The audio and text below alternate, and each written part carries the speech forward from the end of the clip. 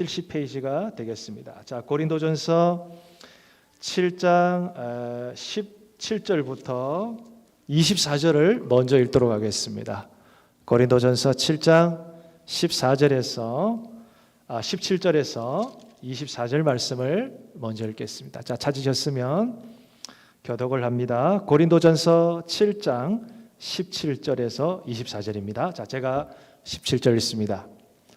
오직 주께서 각 사람에게 나누어 주신 대로 하나님이 각 사람을 부르신 그대로 행하라.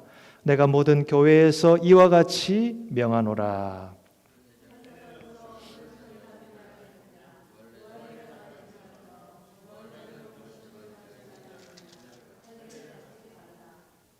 할례 받는 것도 아무것도 아니요 할례 받지 아니하는 것도 아무것도 아니로되 오직 하나님의 계명을 지킬 따름이니라.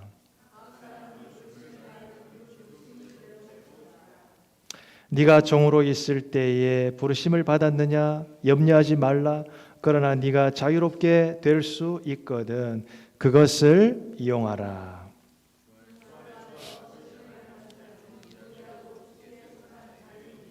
또 그와 같이 자유로 있을 때에 부르심을 받은 자는 그리스도의 종이니라. 너희는 값으로 사신 것이니 사람들의 종이 되지 말라. 형제들아 너희는 각각 부르심을 받은 그대로 하나님과 함께 거하라. 아멘. 네, 오늘 본문 말씀을 가지고 부르심을 받은 그대로 지내라 라는 제목으로 하나님 말씀을 전하겠습니다. 먼저 우리가 그림을 잠시 한번 보겠습니다. 네, 저기 인도 사람인지 파키스탄 사람인지 모르겠는데요. 행복한 부부의 모습입니다. 각국에서는 결혼할 때에 독특한 복장과 그런 세리머니를 하죠. 자, 저기는 어딜까요? 저기는 한국입니다. 그런데 저렇게 주로 결혼식을 하지는 않는데 트래디셔널 전통적으로 저렇게 결혼 예식을 하시는 분들도 있습니다. 혹시 우리 여기 부부들 중에 내가 결혼할 때 저런 옷을 입고 했다 손 들어보세요. 있으세요? 전통 혼례식 하신 분 있으세요? 없으시네. 다시 한번 하셔야 되는데 우리가 다음에 한 번 더 이런 기회를 가질 수 있으면 좋겠네요. 물론 지금 여러분의 부부와 함께. 자, 그다음 저거는 캐나다 스타일인 것 같아요. 맞습니까? 여러분 여기 한번 손 들어보세요. 캐나다 사람들 결혼할 때 초대받은 적 있다? 참여해봤다? 의외로 별로 없으신 것 같아요. 환웅이가 참여해봤네요. 비슷합니까, 환웅이? 예, 저런 분위기랍니다. 야외에서 딱 호수가 보이는 나무가 있는 데서 저렇게 조금 사람들이 많지는 않은 것 같아요. 이렇게 한국에는 굉장히 많거든요. 결혼식 하면 저렇게 신랑 신부 모습이 보이고요. 자, 이 결혼식을 우리가 오늘 보면서 이 고린도전서 7장 말씀을 생각해 보기를 원합니다. 고린도전서 7장에서는 바울 사도가 결혼에 대해서 하나님 앞에 어떻게 살면, 어떻게 결혼하면 좋을지, 어떻게 결혼을 생각해야 될지를 말씀을 합니다. 자, 결혼이라는 것은 무엇일까요? 자, 그 다음. 자, 우리 다 같이 성경 말씀을 읽어 보겠습니다. 성경 말씀을 시작. 이러므로 남자가 부모를 떠나 그의 아내와 합하여 둘이 한 몸을 이룰지로다. 창세기 2장 24절 말씀. 자, 남자가 누구를 떠나야 돼요? 부모님을 떠나야 돼. 결혼하려면 남자가 부모님을 떠나야 돼. 그리고 아내도 마찬가지 돼. 결혼할 여성도 자기 부모를 떠나서 같이 새로운 그런 부부가 되고 새로운 가정을 이루어가는 것이 결혼이라고 할 수 있습니다. 자, 이거를 지금 이룰지로다 이렇게 명령을 하셨잖아요. 커맨드먼트를 하시는 거예요. 커맨드먼트. 누가 커맨드 하십니까? 남자와 결혼할 준비가 된 남자와 결혼할 준비가 된 여자는 각각 자기 부모를 떠나서 합하여서 하나가 되어라. 누가 이렇게 명령을 합니까? 하나님이십니다. 결혼이라는 것은 사람이 만들어낸 게 아니에요. 하나님께서 사람을 창조하셨을 때에 남자 혼자서 사는 것이 좋지 않다고 말씀하셨고 남자의 뼈를 이용해서 여자를 만들었습니다. 그리고는 하나님은 남자와 여자를 서로 하나 되게 하시려는 계획을 가지셨어요. 그래서 결혼을 하게 되고 가족이 만들어지게 되었습니다. 하나님의 이 모든 것을 만들어 주신 분입니다. 사랑하는 여러분, 결혼과 가정은 누가 만드셨다고요? 하나님이 만드셨습니다. 하나님이. 자, 그 다음에 넘어가십시오. 자, 그런데 우리는 결혼을 하는 사람이 있고 결혼을 안 하고 혼자 사는 사람이 또 있어요. 자, 우리 청소년들에게 한번 물어볼까요?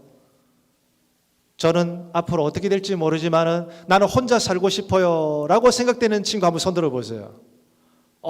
용감합니다. 우리 특히 남자 친구들이, 남학생들이 손을 들었습니다. 그럼 뭔가 이유가 있을 거예요. 왜 그러면 혼자 살고 싶죠?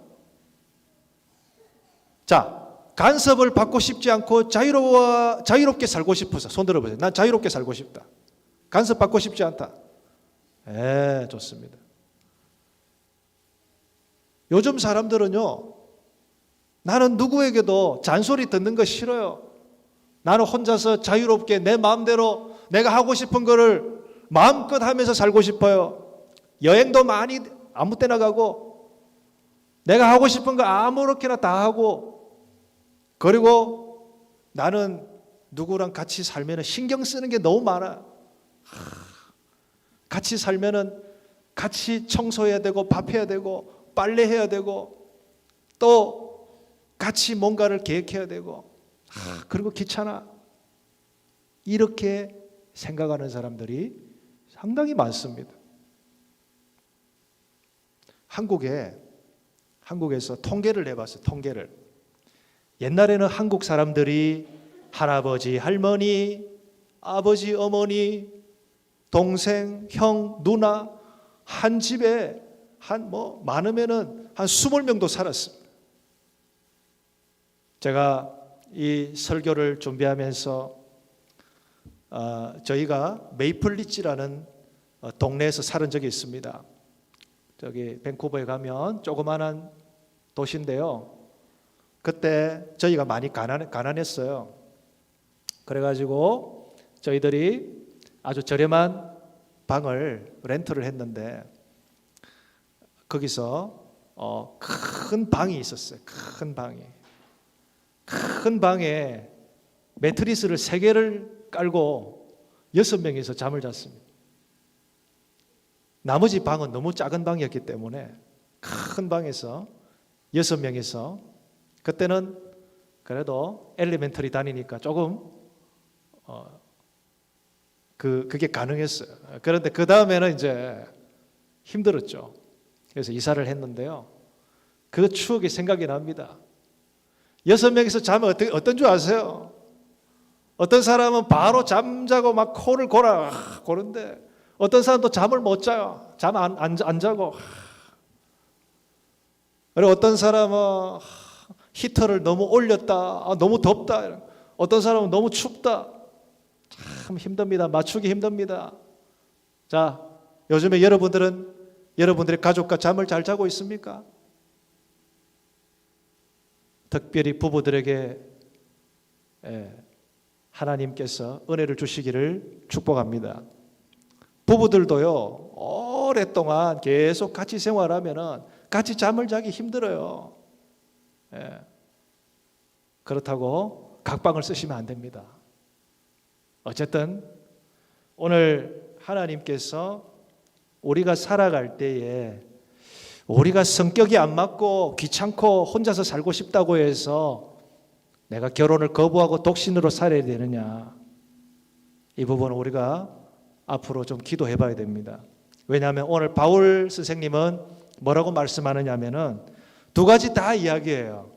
독신으로 살아도 하나님이 주신 선물을 받았다면은 그 사람은 계속 독신으로 살아도 좋아. 그런데 독신으로 살면은 문제가 있어. 독신으로 살면은 절제가 안 된다라는 거예요. 자기 혼자서 자신을 잘 컨트롤하고 하나님 앞에 거룩하게 하나님이 기뻐하시는 그런 뜻대로 살아가면 좋은데 그게 안 된단 말이에요. 너무나 이 템테이션이 많아요. 유혹이 많아요. 독신으로 살다가는 우리가 절제를 하지 못할 때에 우리는 죄를 짓게 되고 타락하게 된다고 합니다.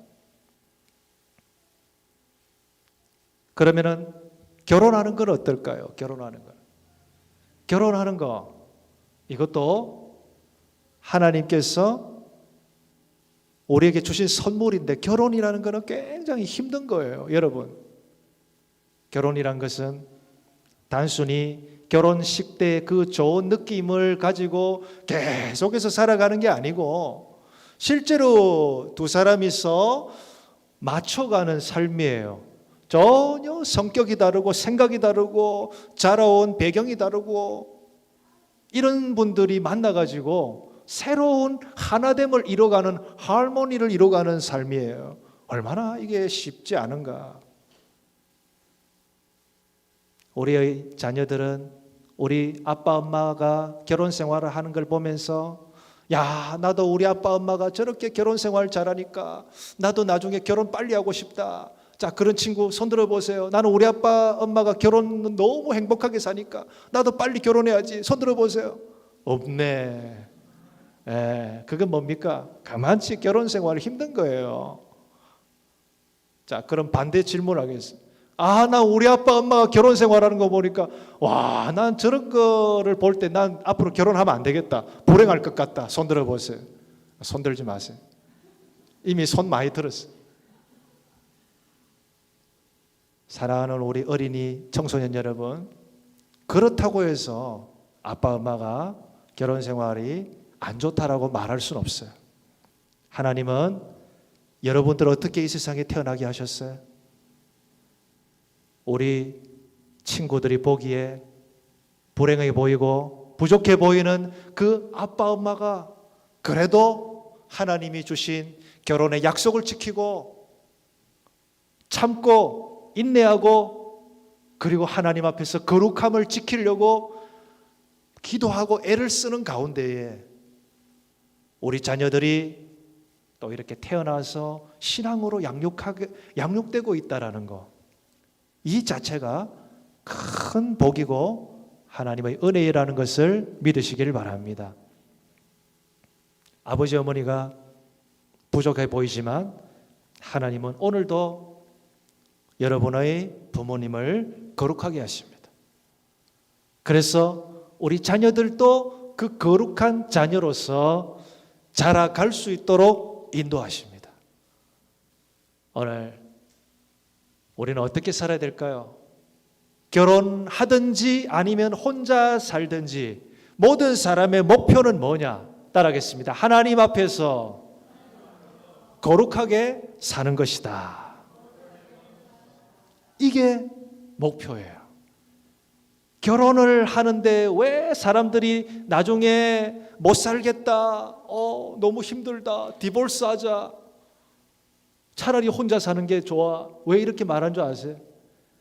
목표를 잘못 잡았기 때문에 그런 거예요. 결혼하면은 나의 남편과 아내가 나에게 행복을 주겠지, 나를 해피니스하게 해주겠지, 그렇게만 생각하면 우리는 절대로 행복할 수가 없어요. 왜냐하면 아무리 내가 남편과 아내를 만족시켜 준다 해도 완전히 만족이 안 됩니다. 우리는 행복을 첫 번째로 목표로 잡지 말고 하나님 앞에서 우리를 만나게 해주시고 결혼하게 해주시고 가족을 만들어 주신 하나님의 뜻은 뭐냐면 하나님 앞에서 거룩하게 사는 것이다. 하나님이 우리를 부족하지만 우리를 하나님을 믿고 예배하고 하나님 말씀을 따라가게 하는 거룩한 그 계획을 가지고 우리를 불러주셨다. 거기에 초점을 맞춰야 되는 거예요. 거기에 초점을 맞추면은 나도 부족하고 와이프도 부족하고 남편도 부족하지만 하나님이 우리를 거룩하게 하시려는 계획이 있기 때문에 우리가 다 함께 주님 앞으로 가자. 아멘.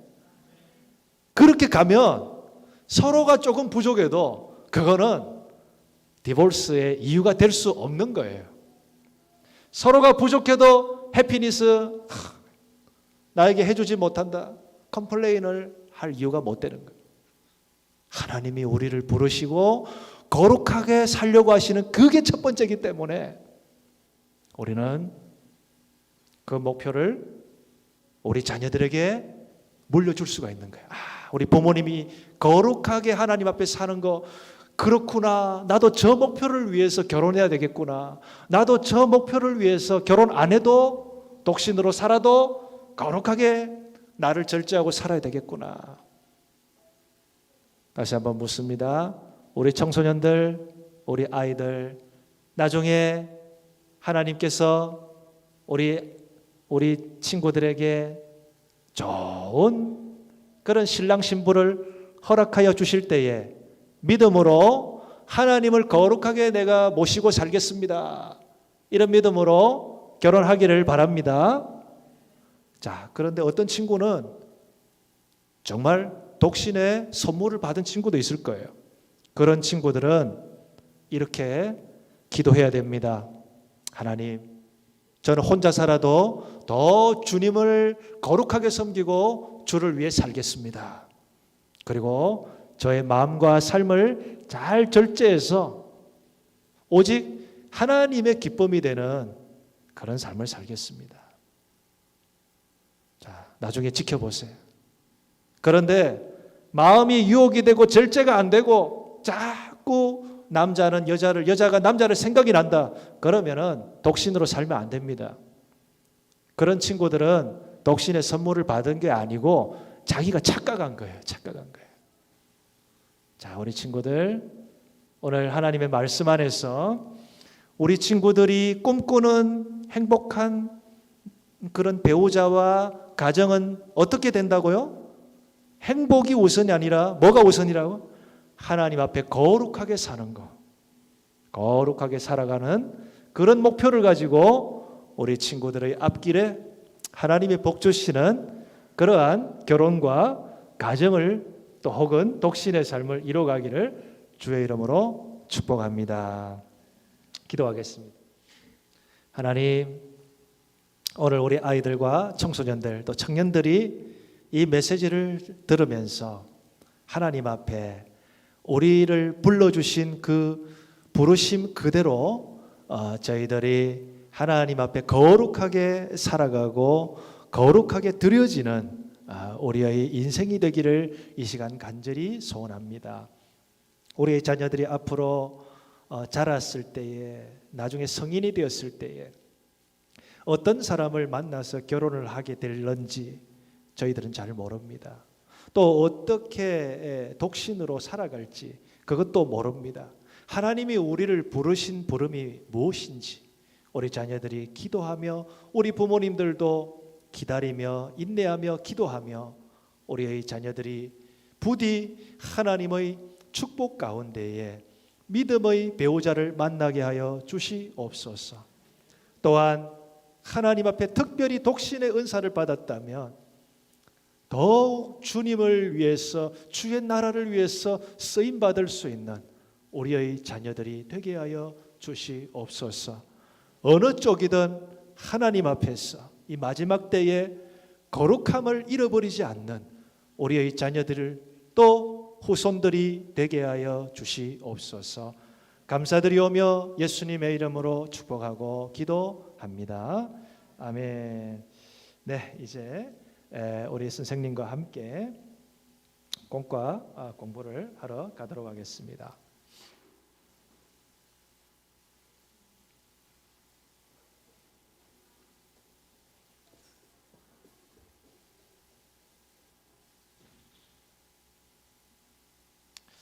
네, 우리가 이제 하나님의 말씀을 조금 더 읽어 보도록 하겠습니다.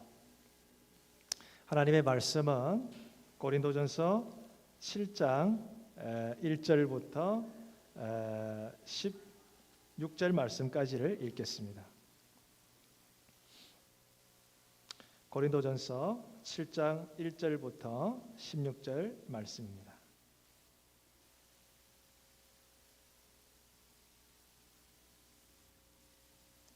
네, 찾으셨으면 우리가 함께 교독을 하겠습니다. 고린도전서 7장 1절에서 16절입니다. 너희가 쓴 문제에 대하여 말하면 남자가 여자를 가까이 아니함이 좋으나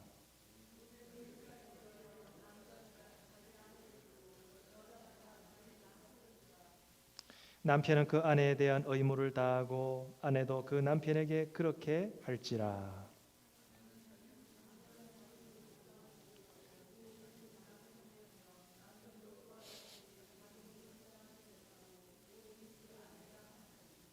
서로 분방하지 말라. 다만 기도할 틈을 얻기 위하여 합의상 얼마 동안은 하되 다시 합하라. 이는 너희가 절제 못함으로 말미암아 사탄이 너희를 시험하지 못하게 하려 함이라.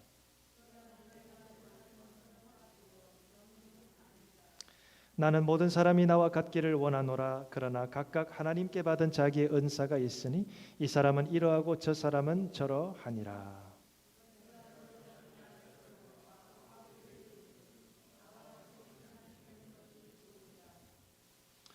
만일 절제할 수 없거든 결혼하라. 정욕이 불같이 타는 것보다 결혼하는 것이 나으니라.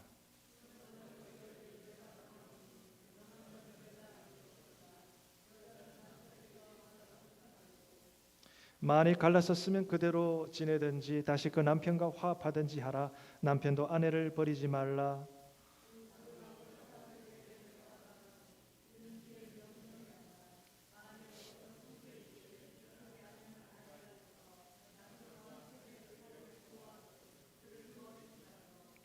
어떤 여자에게 믿지 아니하는 남편이 있어 아내와 함께 살기를 좋아하거든 그 남편을 버리지 말라.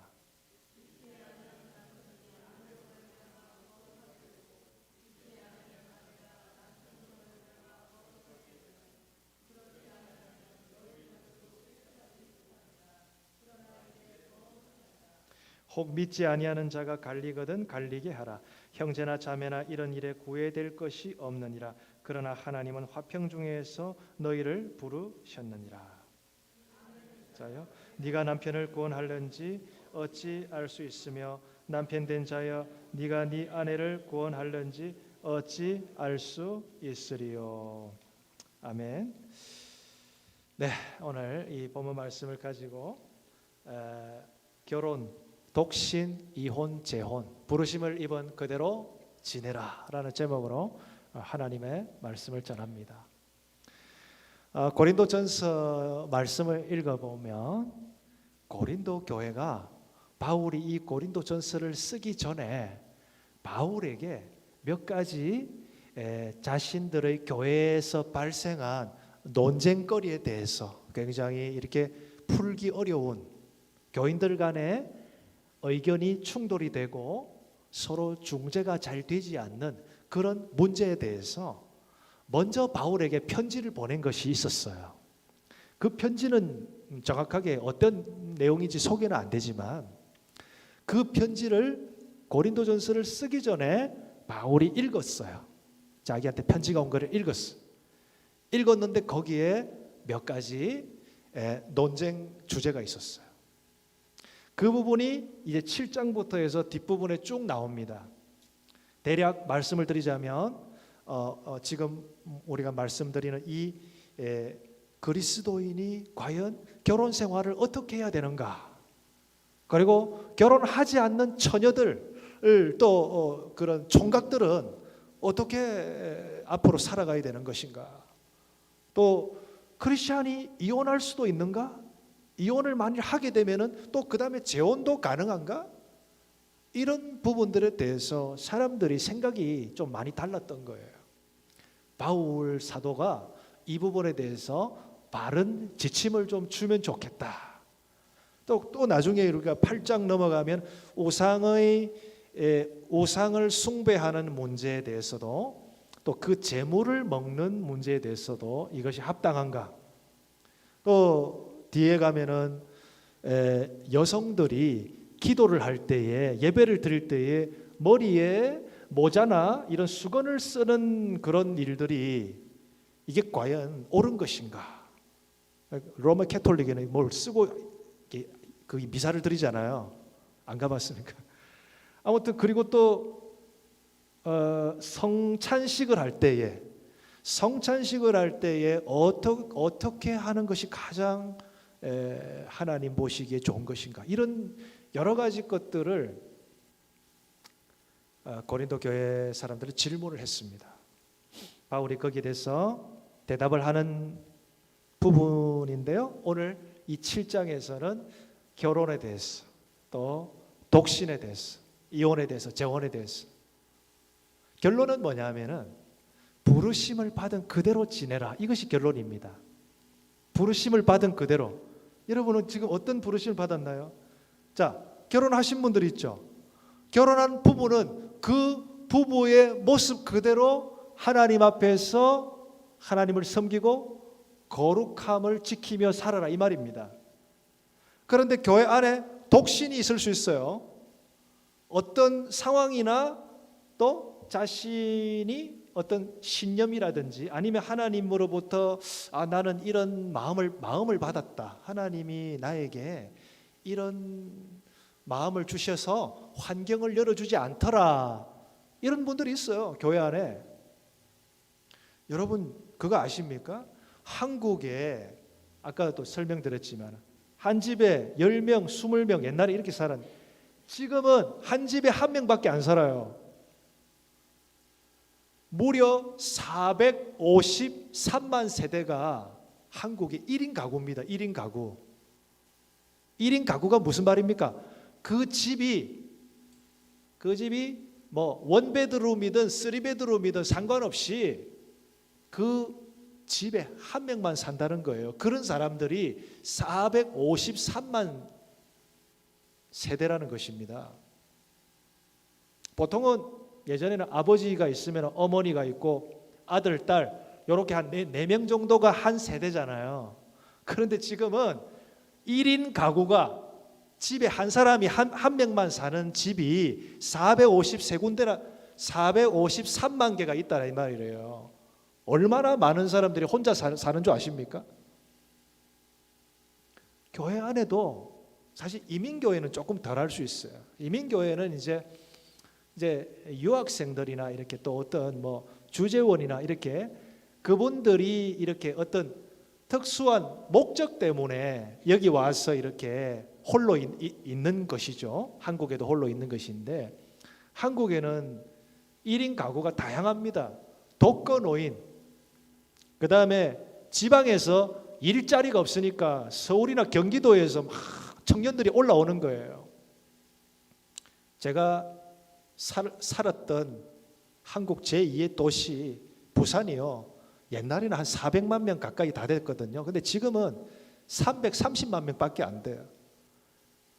지난 10년 동안 60만 명의 청년들이 다 부산을 빠져나갔습니다.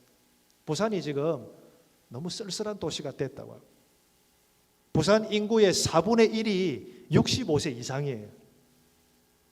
지나가는 사람 4명 중에 한 분이 65세 이상 어르신들이에요. 너무나 1인 가구가 지금 많이 늘어났어요. 그런데 이게 교회 안에도 1인 즉 싱글이 많은 거예요. 싱글이. 그러니까 교회가 싱글벙글 해야 되는데 그게 아니고 분위기가 이상한 거예요. 나이가 40살, 50살 됐는데 싱글인 거예요. 그런데 남성교회도 못 들어가고 청년부에도 못 들어가고 굉장히 이게 어정쩡하게 이렇게 있다가 구역에도 못 가는 거예요. 구역에도 다 가보니까 부부가 있고 자녀가 있는데 그래서 그런 사람들이 교회를 나가는 거예요. 신앙생활을 안 하는. 큰일 났습니다. 오늘날 이 사회가 이렇게 급변하게 될 때에 교회는 독신에 대해서 뭐라고 말을 해줘야 됩니까? 독신은 알아서 당신들이 알아서 스스로 잘하면 된다. 그렇게 했을 때 그분들은 소외감을 느끼고 교회를 떠나가게 됩니다. 다행히 우리 지금 교회는 그렇게 많은 독신들은 없는데 만일에 우리 교회에 독신들이 온다면 우리 어떻게 해야 될까요? 오늘 하나님께서는 부르심을 받은 그대로 지내라. 계속 이렇게 말합니다. 독신은 독신으로서의 가치가 있고 하나님의 부르심이 있다라는 것입니다. 아멘. 그분들의 그 삶에 대해서 우리가 함부로 쉽게 판단해서는 안 된다라는 것입니다. 그분들도 하나님이 부르신 그 부름의 계획이 있고 또 하나님 앞에서 거룩하게 살아가야 되는 그 뜻이 있다라는 것입니다. 오늘 바울은 뭐라고 말한 줄 아십니까? 바울은 너희들이 만일에 결혼을 안 했으면은 8절에 내가 결혼하지 않은 사람들과 과부들에게 이르노니, 이 과부라는 것은 결혼을 한번 했는데 남편이 먼저 돌아가신 거예요. 이런 분들은 나와 같이 그냥 지내는 게 좋다 이렇게 말합니다. 독신을 굉장히 좋게 생각합니다. 바울은 독신이었을까요? 아니면은 호랍이었을까요? 여러분, 바울이 결혼을 했을까요? 안 했을까요? 우리는요, 성경을 보면 바울이 결혼을 처음부터 안 했을 거라고 생각을 하는데 성경학자들은 이렇게 말합니다. 바울은 정확하게 안 나와 있지만 결혼을 했을 것이다. 결혼을 했는데 바울이 호라비가 되었다는 것입니다. 왜? 바울이 예수님을 만나고 나서 다메섹 도상에서 예수 믿는 사람을 잡으러 가다가 거기서 예수님 만났는데 그 뒤로 바울이 완전히 예수님에게 빠져가지고 예수님의 복음을 위해서 선교를 위해서 살다 보니까 바울의 와이프가 난 당신하고 더 이상 못 살겠어, 도망갔다라고 생각을 합니다. 그래서 바울은 본인은 원치 않지만 이혼을 당했을 것이다 라고 추측을 합니다. 아무튼 그 뒤로 바울은 결혼을 하지 않았습니다. 바울이 스데반을 죽일 때에 스데반을 돌로서 치라고 찬성하는 투표를 던졌거든요. 그 투표를 할 수 있는 회원은 사내들인 공회원만 할 수 있습니다. 사내들인 공회원은 당시에 반드시 결혼을 한 사람이 사내들인 공회원이 될 수가 있는 거거든요. 그렇게 추측을 해볼 때 바울은 원래는 결혼을 했을 것이다 라고 생각을 합니다. 그런데 예수님을 만나고 예수님의 콜링을 받고 나서 선교사가 되어서 바울이 이혼을 당해버렸습니다. 그런데 바울은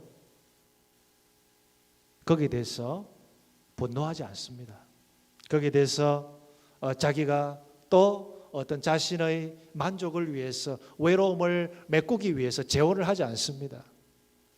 그래서 이렇게 말합니다. 나처럼 혼자 이렇게 되었으면은 그렇게 계속 지내고 하나님 앞에서 그 부르심을 따라 사는 것도 좋아. 그런데 왜 그렇게 사는 게 좋으냐? 바울은 두 가지를 말합니다. 주님이 오실 날이 얼마 남지 않았기 때문에 결혼을 한 사람들은 결혼을 하기 전에는 예수님과 교회와 하나님의 나라를 위해서 처녀 총각 때는 열심히 막 봉사하고 주님을 위해서 사는 거예요. 그런데 딱 결혼하고 난 다음에 사람이 싹 바뀌어버립니다. 결혼을 하면은 어떤 현상이 발생합니까? 결혼하면은 와이프와 이 남편을 챙겨야 되잖아요. 그래 열심히 또 돈을 벌어서 아이들을 또 양육을 하고 이 가정을 꾸려 나가야 되잖아요. 그러니까 그것만 해도 너무 신경 쓸 게 많은 거예요. 교회를 봉사하고 뭐 부흥회를 참여하고 선교를 하고 또 개인적으로 큐티를 하고 뭐 새벽 기도를 하고 이런 게 하고 싶어도 할 에너지가 없는 거예요. 그래서 결혼을 하게 되면 아무래도 주님의 일보다는 가정의 일에 더 집중을 할 수밖에 없는 거예요. 바울은 네가 지금 독신으로 있다면 너무 억지로 결혼하려고 하지 마라. 하나님이 너에게 그 자리에 그 상태로 불러주셨다면 그거 다 뜻이 있는 거다. 그런데 문제가 뭡니까? 조금 전에도 말씀드렸지만 독신으로 살면은 이 음행의 유혹이 다가오는 거예요. 우리가 독신으로 산다고 해서 자동적으로 우리 안에 있는 성적인 이 본능과 욕망이 없어집니까? 그렇지 않습니다, 여러분. 오히려 독신으로 살면서 외로워하면서 자신의 성적인 욕구를 아주 좋지 않은 방법으로 풀어가는 사람이 얼마나 많습니까? 독신으로 살면서 아주 자유롭게 사는 척하면서 아주 그럴듯하게 젠틀하고 멋있는 척하면서 나중에 뒤로 호박씨를 까는 사람들이 얼마나 많습니까? 독신으로 사는 사람들은 위험합니다. 언제든지 여자는 이 남자 저 남자, 남자는 이 여자 저 여자 막 자기가 자유로우니까, 자기 지금 결혼 안 했으니까, 아이가 없으니까 자기 마음대로 연애하고 자유롭게 살려고, 방탕하게 살려고 하는 생각이 자기도 모르게 들어온단 말이에요. 그런 사람은 독신으로 살면 안 됩니다. 죄송하지만 독신을 빙자해서 나중에는 하나님과 더 멀어지는 삶을 살 수밖에 없어요. 사랑하는 성도 여러분, 내가 지금 독신으로 산다라는 것이 진짜 내가 절제가 되고 하나님을 계속해서 거룩하게 섬길 자신이 있는가? 그거를 점검해 봐야 됩니다. 그렇지 않고 내가 독신으로 살면서 하나님을 위해서 열심히 살 수 있다, 자기 착각에 불과합니다. 사랑하는 성도 여러분, 오늘 우리는 우리 자신이 그렇게 약하고 절제를 하지 못하는 모습이 있다면 우리는 오히려 하나님 앞에 솔직히 고백하고 믿음의 배우자를 달라고 기도해야 됩니다.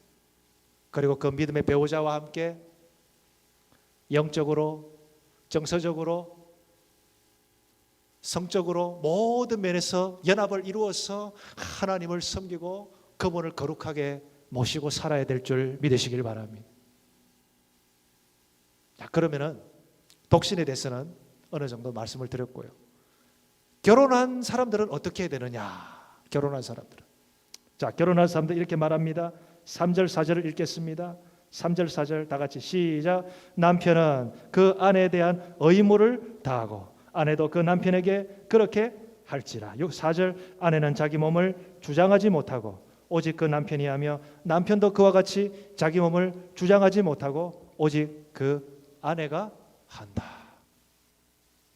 여기서 여러분 의무를 다해라 라고 말합니다. 의무를 다해라. 의무를 다해라는 말은 여러분 아주 중요합니다. 남편과 아내, 아내가 남편이 서로에 대해서 하나님이 주신 그 영적인 또 정서적인 그리고 성적인 이 관계를 다른 사람과 함부로 나눠서는 안 된다는 것입니다. 여러분에게 허락하신 그 배우자와 그 관계 속에서 여러분은 좋은 것을 함께 나눠가는 부부가 되시기를 주의 이름으로 축복합니다. 의무를 다하셔야 됩니다. 여기서 의무는 여러 가지가 있지만 남편과 아내를 즐겁게 하는 성적인 그런 의무를 피하지 말아라는 것입니다. 어떤 분들은 이런 분들이 있어요. 옛날에는 몰랐는데 나는 이제 남편과 아내가 더 이상 그런 이렇게 허그하고 함께 손잡는 것도 이제 나 너무 질색이에요. 나 너무 이게 좀 마음이 와닿지 않아요. 이런 분들이 있을 수 있어요. 그런데 오늘 하나님의 말씀에서 바울은 분명히 말합니다. 너의 몸은 너의 것이 아니야.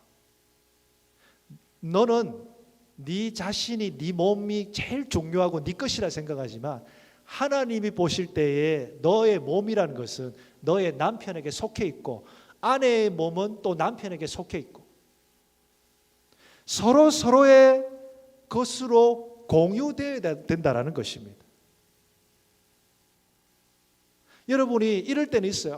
내가 너무 몸이 피곤하고 병이 들고 힘들고 그럴 때는 우리의 남편과 아내에 대해서 내가 내 몸을 이렇게 터치하는 것만 해도 나 힘들다 이럴 때는 그럴 수 있어요.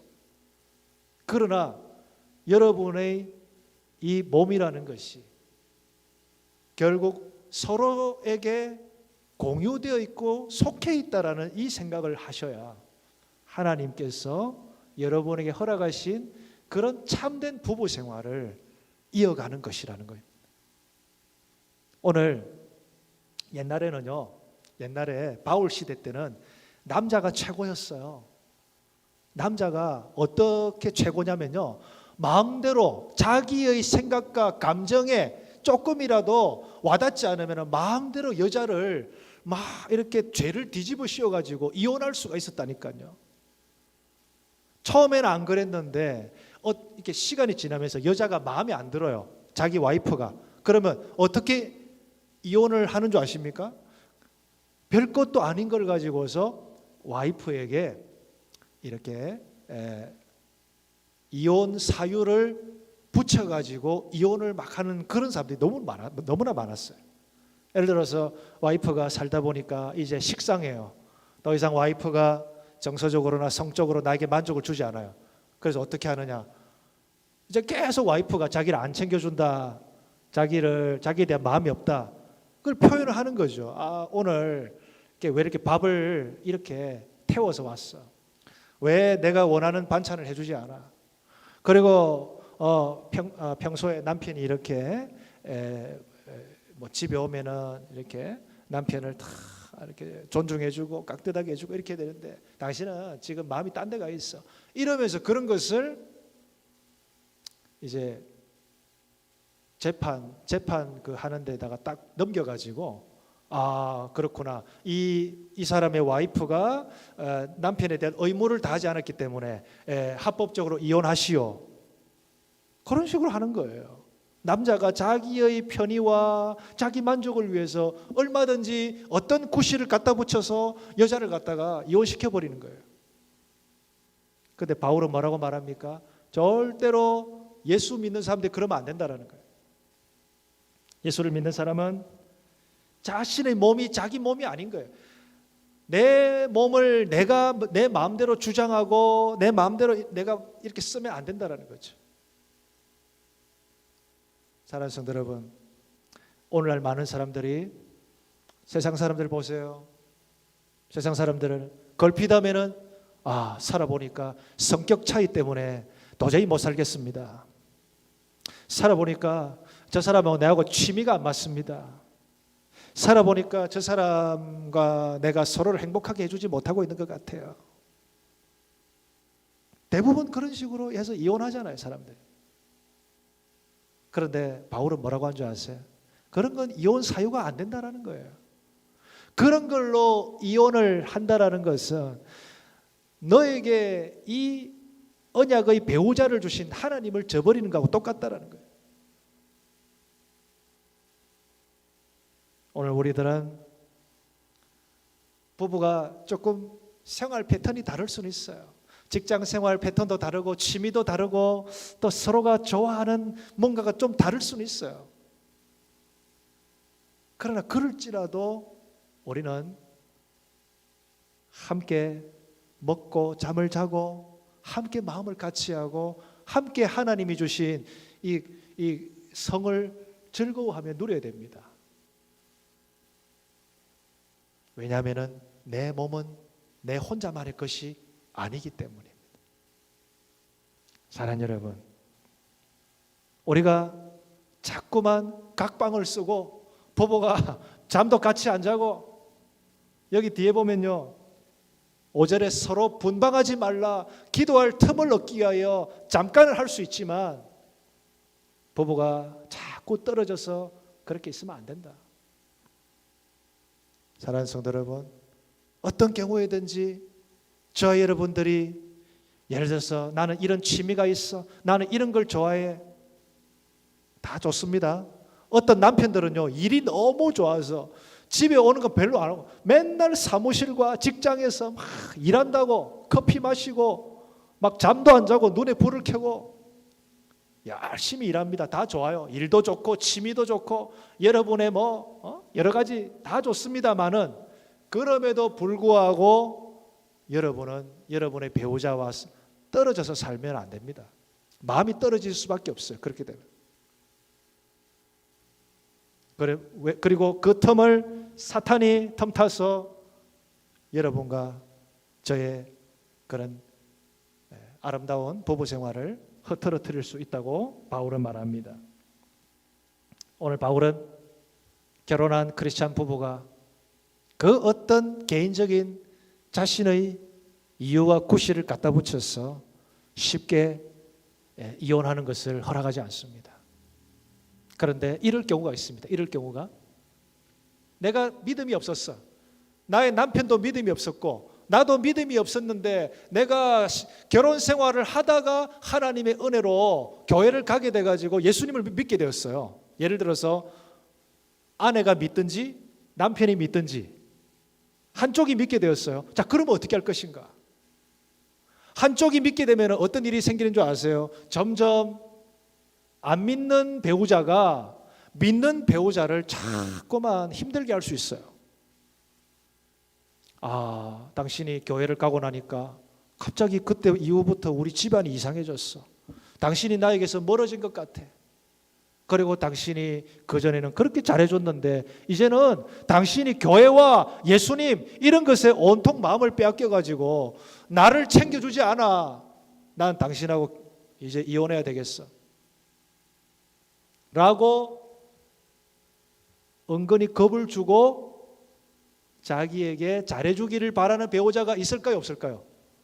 있을 수 있습니다. 자, 그럴 때 어떻게 해야 될까요? 오늘 바울은 이렇게 말합니다. 그렇게 믿지 아니하는 남편이 13절에 너에게 아내에게 이렇게 아내를 버리라고 아내와 갈라지라고 했을 때는 갈라질 수도 있지만, 그러나 이렇게 말합니다. 어떤 여자에게 믿지 아니하는 남편이 있어 아내와 함께 살기를 좋아하거든 그 남편을 버리지 말아라 라고 말합니다. 그러니까 믿지 않는 사람이 당신의 신앙생활, 당신이 예수 믿는 것 때문에 도저히 나는 당신하고 못 살겠어, 그렇게 한다면은 이혼을 할 수도 있다라는 거예요. 그런데 그럼에도 불구하고 가능한 한 할 수 있는 대로 다시 합할 수 있도록 노력을 해라고 말합니다. 이 말이 무슨 말입니까?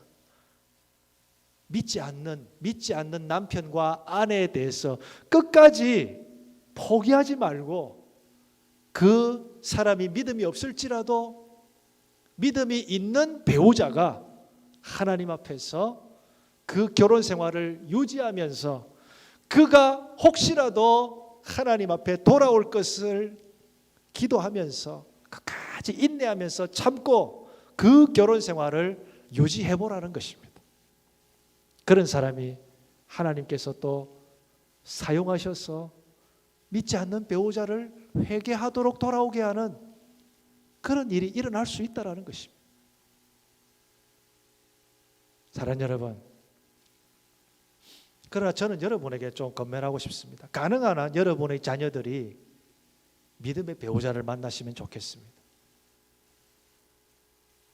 어쩔 수 없이 정말 사랑해서, 믿음이 없는데 사랑해서 결혼한 경우에는 그건 어쩔 수 없어요. 그때는 믿음이 있는 배우자가 없는 배우자를 끝까지 위해서 기도하고 같이 가야 돼요. 웬만해서는 이혼해서는 안 됩니다. 그러나 결혼을 하기 전에 선택할 수 있다면 정말 신앙이 있는 사람을 꼭 선택할 수 있으면 좋겠습니다. 저는 개인적으로 저희 부모님들이 신앙이 없을 때에 저희 아내를 만났습니다. 저는 너무나 감사했습니다. 저희 아내 가족들이 다 예수를 믿으니까. 그런데 저희 장인어른 장모님은 고민이 많았어요. 사위가 목사 될 사람인데 그런데 집안을 보니까 예수를 안 믿네. 어떡하지? 우리 딸을 과연 저 집안에 시집 보내도 좋을까 고민이 많았어요.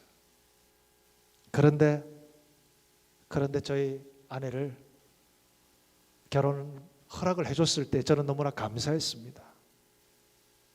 지금 저희 어머님은 그 이후에 예수님을 영접하게 되었고 신앙생활을 하고 계십니다. 저희 아버지는 저희 어머니가 교회를 가는 것을 막진 않지만은 그러나 적극적으로 예수님 앞에 나오지 않는 것 같습니다. 아직은 그렇습니다. 자, 그럼 어떻게 될까요? 저희 어머니가 갈라서야 됩니까? 그건 아닙니다. 끝까지 배우자가 신앙이 없다 할지라도 오늘 성경에서 바울이 뭐라고 말합니까? 믿음이 있는 배우자가 그 믿음을 지킬 때에 믿음 없는 배우자는 거룩함에 대해서 영향을 받을 거라고 그렇게 말씀합니다. 믿음이 있는 사람이 한 사람이라도 그 가정에 있으면은 그 가족들, 자녀들도 그렇고 그 배우자가 방탕하거나 무절제한 삶에 대해서 함부로 살지 않고 조심하게 된다는 것입니다. 영향을 받는다는 것입니다. 사랑하는 성도 여러분, 그래서 한 사람의 그리스도인이 비록 그 사람 혼자서 그 집에서 믿을지라도 그 사람이 거기서 버티고 인내하면서 기도하면서 신앙을 지키는 게 중요합니다. 그럴 때에 하나님은 그 가정을 더 이상 죄를 짓도록 하지 못하게 막으시고, 그리고 마침내 주께서 계획하신 뜻이 있다면 반드시 그 가족들이 주께로 돌아오게 할 줄로 믿으시길 바랍니다. 이제 말씀을 맺습니다. 오늘 맨 마지막 말씀, 우리가 39절 40절 말씀을 읽어보겠습니다. 39절 40절 시작. 39절 40절 말씀. 같이 읽습니다. 시작. 아내는 그 남편이 살아있는 동안에 매여 있다가 남편이 죽으면 자유로워 자기 뜻대로 시집갈 것이나 주 안에서만 할 것이니라. 40절. 그러나 내 뜻에는 그냥 지내는 것이 더욱 복이 있으리로다. 나도 또한 하나님의 영을 받은 줄로 생각하노라. 어떨 때에 과부나 호라비가 재혼할 수 있을까요? 그것은 오직 주님의 뜻 안에서 할 수 있다라고 말합니다. 사실 남편이 죽고 혹은 아내가 먼저 사별을 하게 되면은 재혼할 수 있어요. 그런데 바울은 재혼 안 하고 나처럼 혼자 지내는 게 좋다라고 말씀을 합니다. 그렇지만 재혼을 하게 될 경우에는 반드시 주 안에서 하라는 것입니다. 주 안에서. 주님이 주시는 뜻 안에서, 주님을 믿는 믿음 안에서, 주님과 함께 거룩함을 이뤄갈 수 있는 그 뜻 안에서 그렇게 하나님이 허락하시면 재혼할 수도 있다는 것입니다. 오늘 그리스도인들은 하나님께서 허락하신 이 결혼을 정말 귀하게 생각해야 됩니다. 이 결혼을 통해서, 이 가정의 삶을 통해서 우리는 예수님과 그 교회의 관계를 배울 수가 있기 때문입니다. 예수님이 교회를 위해서 십자가에서 우리를 위해서 죽어주셨지 않습니까? 그 사랑을 부부 관계를 통해서, 우리의 가정을 통해서 배우게 됩니다. 예수 그리스도께 우리 교회가 헌신하고 예수님을 사랑하는 그 관계를, 부부 관계를 통해서 배울 수가 있습니다. 그래서 결혼은 굉장히 중요한 것이고, 이 결혼은 하나님께서 우리 교회에 허락하신 복이라는 것입니다. 그런데 결혼을 하지 않은 사람도 그 사람에게 주시는 하나님의 축복이 있다는 것을 믿으시길 바랍니다. 결혼하지 않는 분들에 대해서 너무 강요하지 마십시오. 당신은 왜 결혼 안 하느냐? 나이가 벌써 30살, 40살, 50이 됐는데 아직도 뭐 하느냐? 라고 이제는 말하지 마십시오. 오히려 이렇게 말씀하십시오. 하나님이 당신을 부르신 그 부르심 그대로 거룩함을 유지하면서 절제하면서 주를 위해 사십시오. 당신을 통하여 놀라운 하나님의 일이 나타날 것입니다. 할렐루야. 오히려 그렇게 축복하십시오. 그리고 혹시 우리가 아시는 분들 중에 남편이 먼저 돌아가셨거나 아내가 먼저 돌아가신 그런 분들이 계십니까? 그분들은 그 상태 그대로 주님 앞에 지내는 게 좋습니다. 주님께서 그분의 삶을 통해서 영광 받으시고 그분을 통해서 많은 영혼들을 구원하실 것입니다. 그런데 그분이 더 이상 절제할 수 없고 또 나의 이 욕망을 누를 수 없다고 생각된다면 주 안에서 참된 믿음을 가진 분과 함께 재혼을 하십시오. 그 과정 또한 하나님께서 기뻐하시고 받으실 것입니다. 오늘 우리에게 허락하신 이 모든 관계 속에서 하나님이 원하시는 게 뭔지 아십니까? 부르심을 받은 그대로, 내가 지금 부부로 부름받았다면 부부의 모습 그대로, 내가 지금 독신으로 부름받았다면 독신의 모습 그대로 그걸 유지하면서 이거를 급격하게 바꾸려고 하지 말라는 것입니다. 인위적으로 내가 사람들을 의식해서 혹은 나의 욕망을 따라서 마음대로 바꾸는 것이 아니라 하나님이 주신 나의 이 부르심을 감사하면서 믿음을 지키고 거룩을 지키고 살면서 주의 인도하심을 따라가라는 것입니다. 아멘. 그러면은 우리는 실패하지 않습니다. 많은 사람들이 왜 이혼을 하고 또 성급하게 재혼을 하고 또 이혼을 하고 왜 자꾸 그게 반복되는 줄 아십니까? 하나님의 부르심 앞에 차분하게 순종하고 따라가지 못하기 때문에 그렇습니다.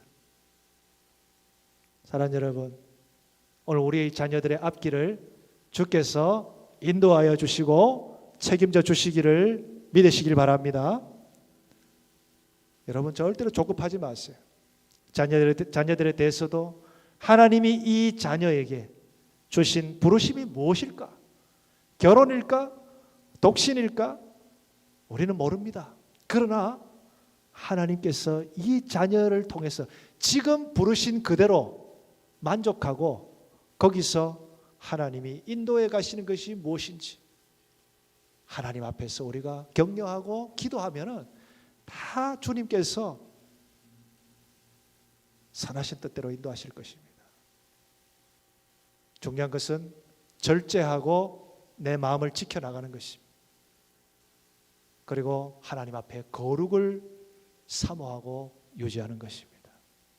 오늘 우리 모든 부부들 가운데 또 여기에 독신, 현재까지 독신으로 있는 청년들 가운데 또 혹은 혼자 되셔서 그렇지만 주님을 계속적으로 바라보면서 주님 앞에 쓰임받기를 원하는 모든 분들 가운데 이 바울의 말씀, 이 고린도전서의 말씀이 정말 하나님의 가이드가 되고 위로가 되는 그런 말씀이 될 수 있기를 주의 이름으로 축복합니다. 네, 이 시간 말씀을 생각하면서 우리 한번 기도하겠습니다. 반주를 부탁드리고요.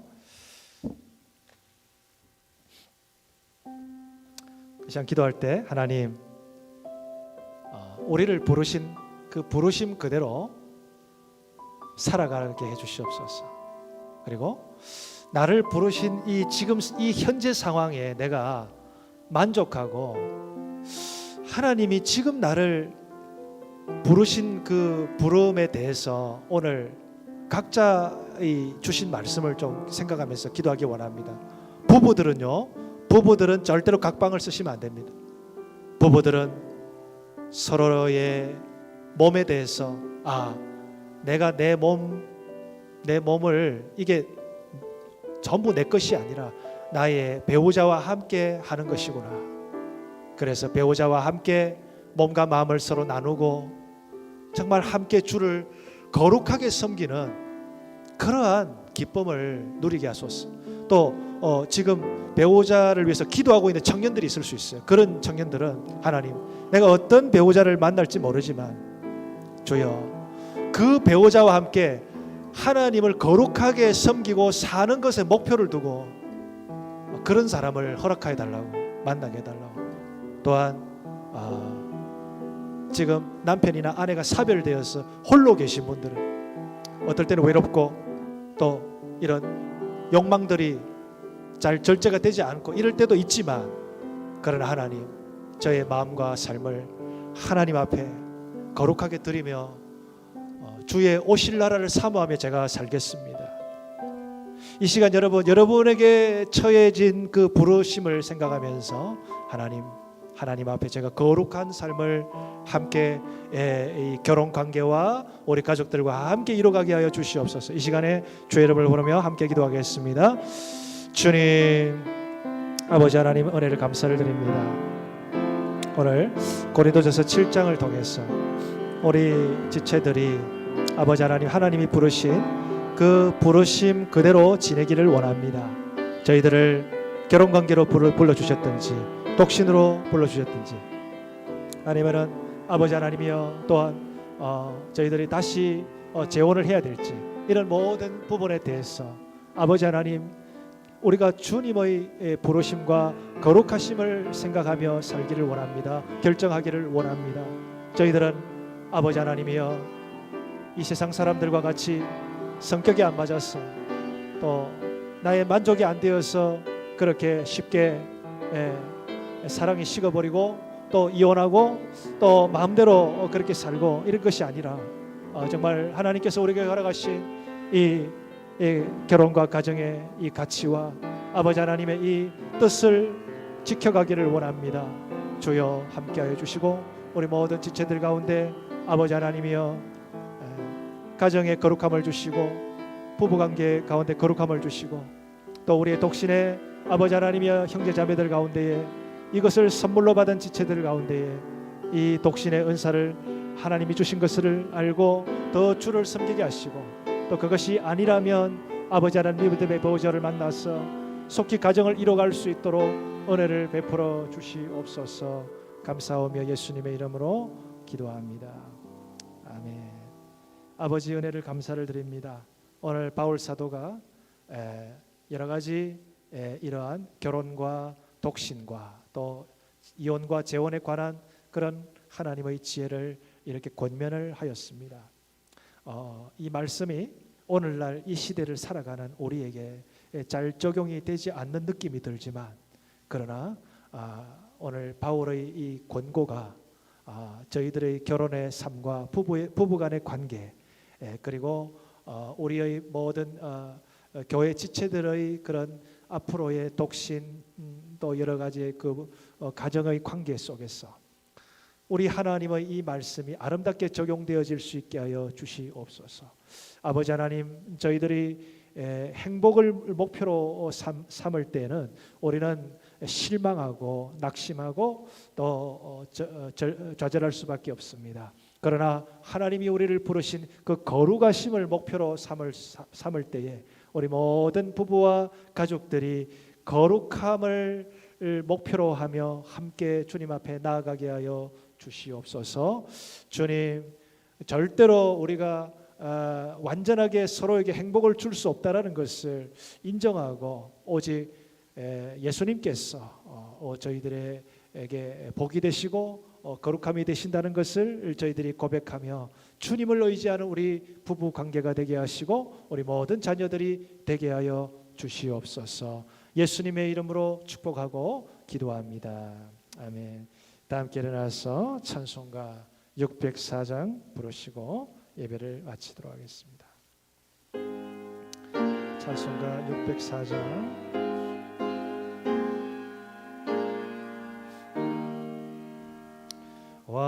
완전한 사랑, 하나님의 사랑, 다함이 없는 사랑.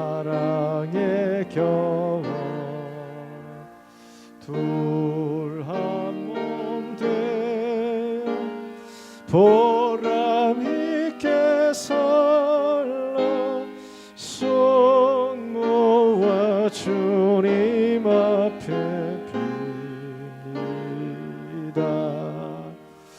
온전한 생활 하게 하옵소서. 믿음과 소망 사랑 가지고 아픔과 죽음 겁을 내지 않고 주님만 의지하게 하소서. 슬픔을 이길 기쁨 주시옵고 다툼을 없앨 평화 내리사 사랑의 아침 환히 동타라 행복한 나날 되게 하소서.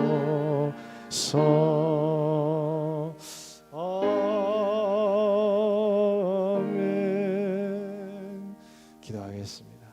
이제는 우리 구주 예수 그리스도의 거룩하신 은혜와 아버지 하나님의 극진하신 사랑하심과 성령 하나님의 인도하심과 위로하심과 교통하심이 결혼을 하든 독신으로 지내든 또한 재혼을 하든 또 어떤 관계로 있든 우리의 이 결혼과 가정이 하나님께서 만들어 주셨고 지금 우리에게 허락하여 주신 그 상급이며 은사라고 한다면 그 부르심 그대로 만족하며 감사하며 잘 지내고 나의 사랑하는 배우자와 함께 영적인, 정서적인, 성적인 모든 즐거움을 또 기쁨과 슬픔을 함께 누리며 서로 격려하며 그리고 우리의 자녀들이 독신으로 살든지 또 믿음의 배우자를 만나서 살든지